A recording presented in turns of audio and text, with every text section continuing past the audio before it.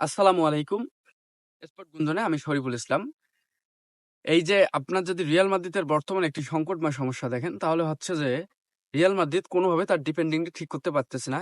Ancelotti কোনোভাবে তার ডিফেন্সিংটা ঠিক করতে পারতেছে না। আপনি যদি গত ২ টি ম্যাচ দেখেন, তাহলে ২ টি ম্যাচে তারা যে একটি ম্যাচে তারা জয় করেছে ২-৩ গোলে। রিয়াল মাদ্রিদ ৩, অপোনেন্ট ২ এবং লাস্ট যে ম্যাচটি হয়েছে অ্যাটলেটিকো মাদ্রিদের সাথে, সে ম্যাচটি হয়েছে রিয়াল মাদ্রিদ ১, অ্যাটলেটিকো মাদ্রিদ ১। এই যে ম্যাচগুলোর ডিফেন্সিং এর কারণে এরকম একটি সমস্যার সম্মুখীন হচ্ছে। আপনি যদি লাস্ট ম্যাচের আগের ম্যাচটি দেখেন, তাহলে হচ্ছে ২টি গোল অপোনেন্ট টিম প্লান্টিতে দিয়ে তাদের কাছে সমঝোতা এসেছিল। যদিও ৯০ মিনিট প্লাসে তারা কামব্যাক করে একটি গোল দিয়ে ম্যাচটিতে জয় আনে। তো এই যে একটা ব্যর্থতা, ডিফেন্ডিং এ সবসময় কেন ব্যর্থতা আসতেছে? এত চেষ্টার পরও আসলে ডিফেন্ডিং এ কোনো চেঞ্জ আনবে, ডিফেন্ডিং এ কোনো পরিবর্তন আনবে, সে পরিবর্তনটা কোনোভাবেই হচ্ছে না। এত করে আপনি যদি দেখেন রিয়াল মাদ্রিদে striker, mid, left winger, right winger সবকিছুই ঠিক আছে, কিন্তু ঠিক নেই আপনার হচ্ছে যেটা, সেটা হচ্ছে যে ডিপেন্ডিং।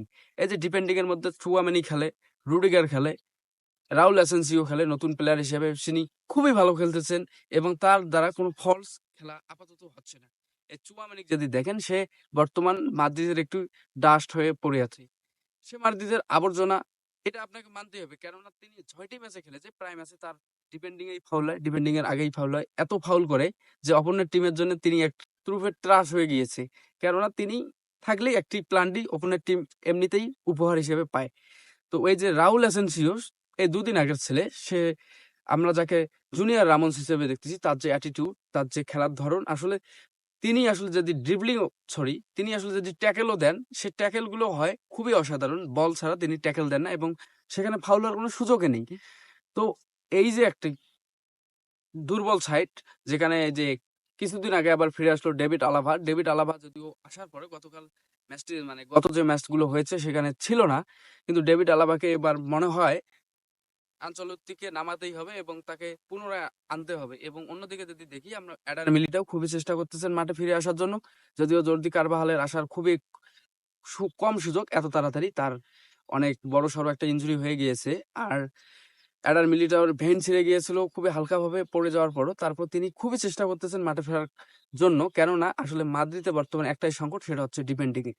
তো ডিফেন্ডিং এর এই যে সমস্যা, এটি আসলে খুব জটিল একটি সমস্যা হয়ে দাঁড়িয়েছে বর্তমান রিয়াল মাদ্রিদে। তারা যদি ডিফেন্ডিং এর কোনো পরিবর্তন না আনে, তাহলে হয়তো এই সামনের যে ম্যাচগুলো আছে, চ্যাম্পিয়ন লিগ থেকে শুরু করে আপনার হচ্ছে লা লিগা অথবা এই যে কোপা দেল রে, যে কোয়ার্টার সেমিফাইনাল ম্যাচ আছে, সবকিছুতে হয়তো তারা একটি খুবই দুর্ঘটনা ঘটাইতেও পারে। কারণ মেইন খেলা যদিও দেখেন, আপনার ডিফেন্ডিং এর উপর প্রত্যেকটি খেলা নির্ভর করে। মিড ডিফেন্ডিং এর উপর, মিড যদিও ঠিক আছে, কিন্তু ডিফেন্ডিং একদম বর্তমান বাজে অবস্থা রিয়াল মাদ্রিদের। তো আসলে আনচেলত্তি দেখি পরবর্তী ম্যাচে কোনো পরিবর্তন আনতে পারে কিনা। ধন্যবাদ।